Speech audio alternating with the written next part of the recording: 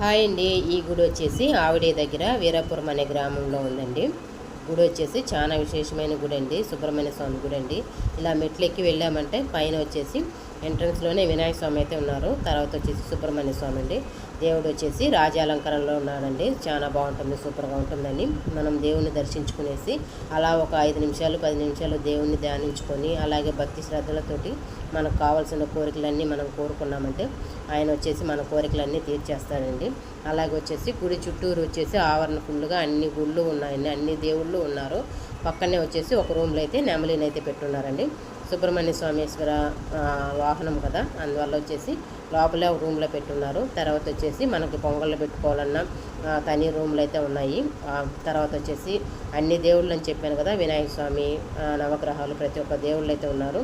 తర్వాత వచ్చేసి సాటర్డే వచ్చేసి ఆడి కృతిక అంట, ప్రతి ఒక్కరూ పొంగళ్ళు పెట్టుకుంటారు. అలాగే వచ్చేసి దేవుని దర్శించుకునే దానికి వస్తారని చెప్పేసి ఇక్కడ షామాన్ అయితే కట్టున్నారండి. టెంట్లన్నీ వేస్తున్నారు. కలశాలు మారుస్తారంట. తర్వాత కలశాలు వడ్లన్నీ మార్చేస్తే చాలా బాగుంటుంది. అలాగా ఆ రోజు వచ్చేసి జనం ఫుల్గా ఉంటారండి. దర్శించుకోలేని వాళ్ళు నెక్స్ట్ వీక్ వచ్చి దర్శించుకోండి ఫ్రెండ్స్. ఓకే ఫ్రెండ్స్, వీడియోగా నచ్చిందంటే ఒక లైక్ ఇచ్చుకోండి.